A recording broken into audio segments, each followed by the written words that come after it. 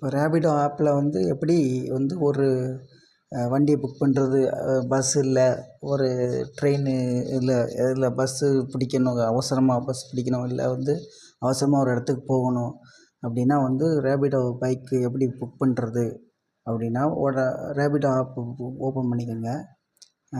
உங்கள் current location on பண்ணி வச்சுருக்குறது. அப்புறம் வந்து ப்ரொஃபைல்லேயே உங்களுக்கு எல்லாம் கேட்கும். இதை நான் ப்ரொஃபைல் கிளிக் பண்ணுறேன்னா என்னோடய பேர், நான் ஃபோன் நம்பர்லாம் வரும்.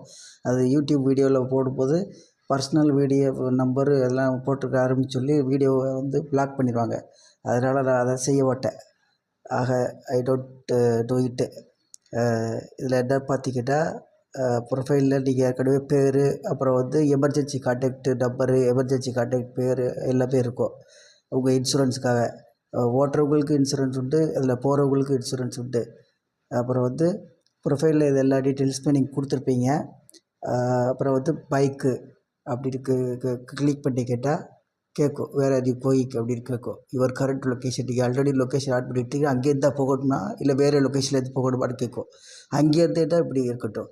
அப்படி இல்லை வேறு ஒரு லொக்கேஷன், அதில் வேறு ஒருத்தங்களுக்கு புக் பண்ணுறீங்க, இல்லை நீங்களே கூட வந்து வேறு ஒருத்தங்களுக்கு புக் பண்ணுறீங்க, அப்பா அங்கே இருக்காங்க, அக்கா அங்கே இருக்காங்க, ஃப்ரெண்டு அங்கே இருக்கார் அப்படின்னா அது என்ன ஏரியா, இப்போ எக்ஸாம்பிளுக்கு பாளையங்கோட்டை அப்படின்னு போட்டு அந்த லொக்கேஷன் கொடுக்குறோம்.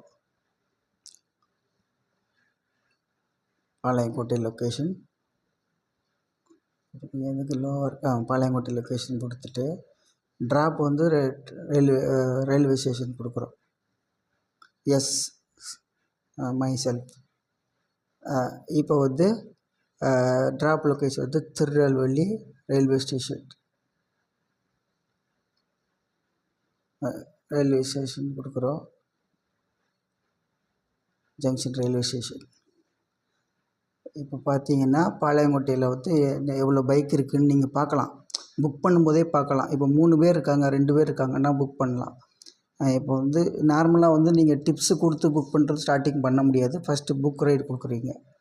அப்போது வந்து அப்டேட் பிக்கப் அப்படின்னு இருக்கும். அப்டேட் பிக்கப் அது மாதிரி பிக்கப் கொடுப்பீங்க. கொடுத்துட்டு அப்போ வந்து அப்டேட் பிக்கப் கொடுக்குறீங்க, கண்டினியூ புக்கிங் கொடுக்குறீங்க. கேட்கும்,